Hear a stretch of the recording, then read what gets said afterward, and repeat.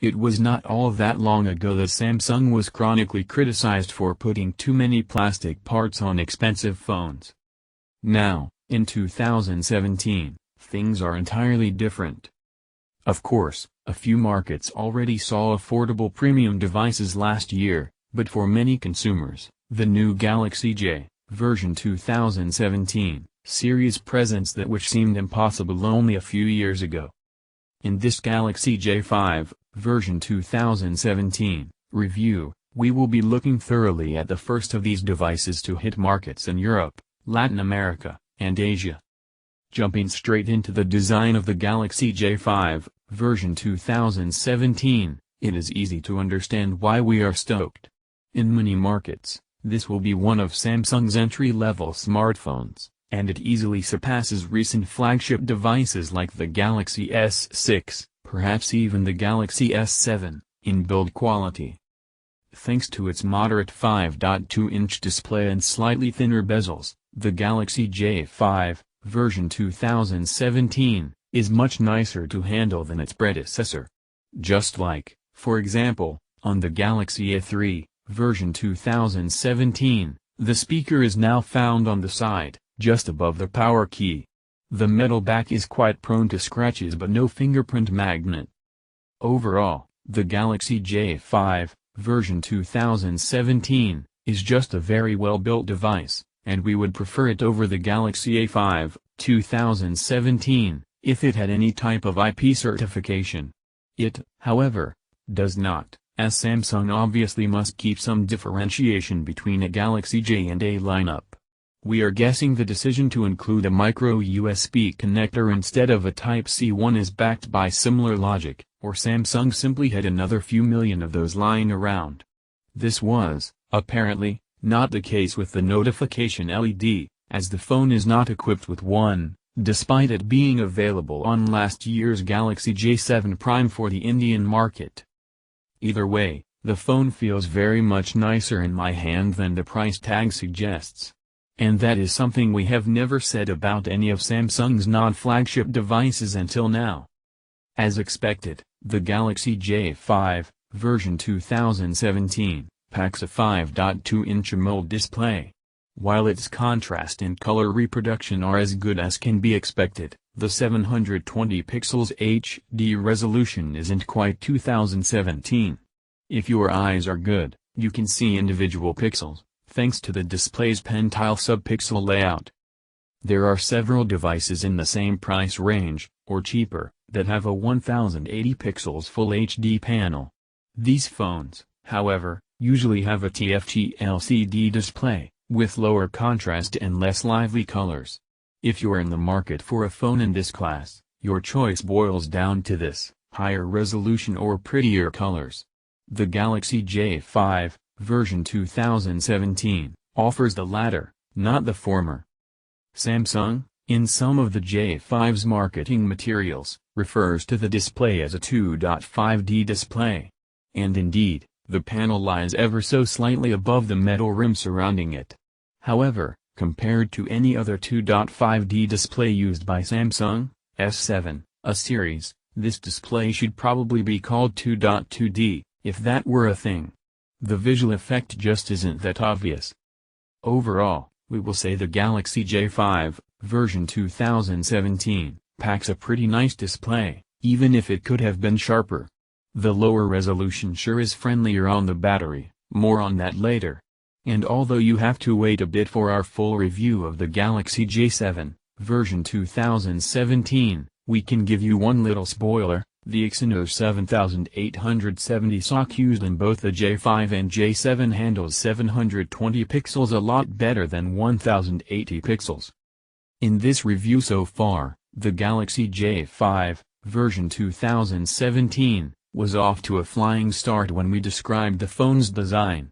The display, though more than satisfactory, gave fewer reasons for outright enthusiasm, and this line continues with the cameras. Though fine for your average "let me quickly snap a pic to post somewhere" scenario, they're just not very good.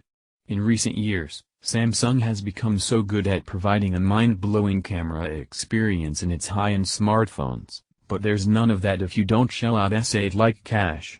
In other words, the J5 version 2017's cameras are very basic. There's no optical image stabilization, no real-time HDR mode, and unlike the A series, you can't even download additional camera features. The lack of stabilization particularly comes into play because there is no real-time HDR mode. The non-real-time HDR rich tone setting is so slow, it is near impossible to hold the phone still enough for as long as it takes to capture the image. Without the HDR mode, dynamic range is limited, so pictures often turn out too bright or too dark. Colors are a bit of a hit-and-miss affair too. Sometimes the rather dull-looking tones are actually closer to reality than some other devices that turn out oversaturated colors. However, at other times, the Galaxy J5 version 2017's colors really are duller than reality. That said, autofocus is mostly pretty fast and accurate, which is a very important quality for users who just want to point their phone and take a picture. In other words, most users, particularly ones shopping in this price range. And, especially in the light of earlier J devices, low-light shooting has improved considerably. I'm even inclined to say it performs better in the dark than, for example, the Galaxy A5 version 2017, no doubt thanks to the faster autofocus and the reduced aperture, focal 1.7 on the J5 versus focal 1.9 on the A5. As has become a staple in the J series, the Galaxy J5 version 2017 has a front cam, now 13 megapixels, just like the rear sensor, with a LED flash. And though I'm still not one to take a selfie more than, say, once a decade, we see the point of that flash. In the first generation J series, using it often resulted in some rather unflattering pictures. In the Galaxy J5 version 2017, the front flash has, for lack of a better description, matured. It's not about putting a heap of light in your face, but about taking a more balanced picture with fewer areas that are too dark or too light. I'm still no fan, but there are enough good reasons here to disagree with me. In the video department, you won't be shooting anything sharper than 1080 pixels FHD resolution. The Galaxy J5 version 2017 provides digital stabilization, which does a good job ironing out larger vibrations. However, particularly in low light conditions, the stabilization cannot entirely keep up with smaller ones. All in all, the cameras in the Galaxy J5 version 2017 do not present any surprises. They shoot nice pictures in average conditions. For users who mostly want to share their snaps with family and friends through messengers and social media, this is fine. The front flash has, so we guess, become pretty useful by now.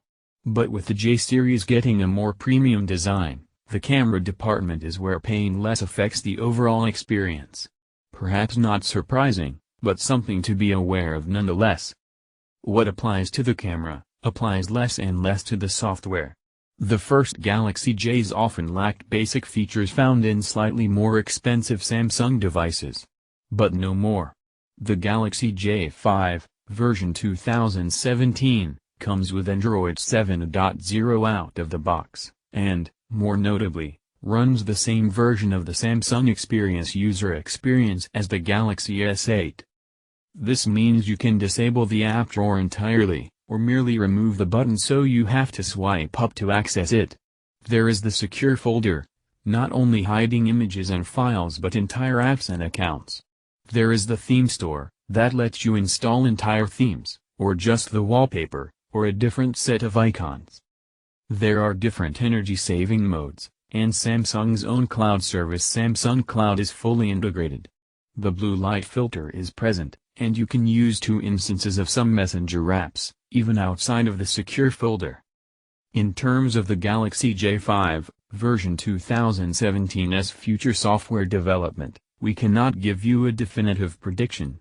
Going by previous J series models, at least one big update to the Android OS can be expected. In terms of security updates, Samsung has been updating the phone's predecessors roughly every second month, dropping to quarterly updates in the second year of its lifespan. We say roughly because ultimately update frequency varies per market. Previously we already briefly touched on the Galaxy J5, version 2017's performance. The 14nm Exynos 7870 system on a chip is not very powerful. Still, because of the display's 720 pixels resolution, it does not need to be. During daily use, the device feels smooth and fast enough. Even most games can be played reasonably well, once again, because of the modest pixel count. Still, doing anything that requires more power often leads to delays. If you are installing, updating, or removing large applications, while doing something else, you will notice things can take a bit of time. The Galaxy J5, version 2017, sure is fast enough for the average user sending messages, sharing some pictures and playing a little game or two. Heavy users will find the combination of Exynos 7870 and its 2GB RAM lacking. This phone is not trying to impress the aficionado, though. It is trying to be just fast enough for the average user. We guess it succeeds, particularly because of one aspect. Like this year's A series, the Galaxy J5, version 2017, has its speaker located above the power button. Compared to last year's J5, they provide a relatively balanced sound. There's less treble, and more mid, though we still can't call any of it bass. That is not Samsung's fault, as tiny phone speakers are physically incapable of producing actual bass. As for the earphones, slowly the time is approaching for Samsung to upgrade their mid-range earphone game. They did it with the Galaxy S8, and hopefully cheaper phones will profit from the Harman acquisition eventually. The set that comes with the J5, version 2017, is primarily one thing: cheap. For phone calls, it is satisfactory. For listening to music, not so much. Realistically, though, we did not expect much in this price range anyway. And if you bring your own headphones, the phone is capable of pushing out acceptable sound quality. You might know the formula: decent battery size plus modest processor and resolution equal good battery life. This is the equation Samsung's nails in the Galaxy J5, version 2017. Even more convincingly than last year's J series models, this year's J5, version 2017, squeezes 2 full days out of its 3000 mAh battery in most usage scenarios. The device continues the line Samsung has been following for some time now, where its mid-range phones generally have a battery life equal to or better than its flagship models. Unfortunately, one feature that did not reach the J series yet is fast charging. Through its micro USB port, the J5, version 2017, charges at an old-fashioned rate, though honestly, it is still pretty quick. And while we're talking about the battery of the Galaxy J5, version 2017, there is another important observation to be made. Not only was Samsung known for its use of plastics, but for years an exchangeable battery was part of the South Koreans' practical approach. With the arrival of the full-metal J series, the user-exchangeable battery is almost gone from Samsung's portfolio in most markets. Only niche devices like the Galaxy's Cover 4 still have the required removable backplate. This, too, is a landmark of sorts. Just a very different one than Samsung's use of metal in its cheaper devices. Though the wrap-up of this review is in sight, we still must pay some attention to the fingerprint reader. Just as with the metal body, this is a welcome addition to Samsung's lower mid-range lineup. On the Galaxy J5, version 2017, it works without fuss. Like with other recent Galaxy devices, the fingerprint reader on this phone is always on, too. To get to your start screen quickly, just put your thumb on the home key, and you will be there within a second. No need to press the key, mind you. But aside from convenient unlocking, the fingerprint reader offers handy integration with features like Samsung Pass and Secure Folder. The first remembers user details for apps, services, and websites, so you can log in everywhere using only your fingerprint. Secure Folder offers an extra secure environment without the Galaxy J5, version 2017's usual interface. Here, you can store all kinds of content you don't want to be accessible to other users of the phone. Furthermore, you can install entire applications in the secure folder, including user accounts that are not visible outside the folder.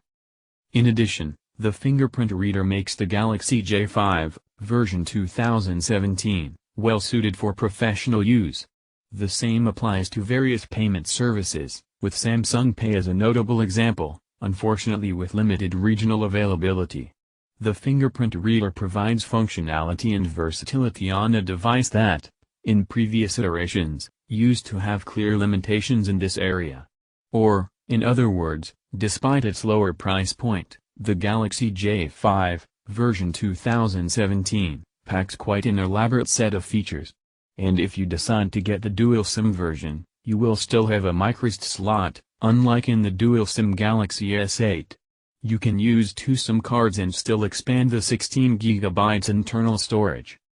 The Galaxy J5, version 2017, most certainly presents a notable evolution of Samsung's J series.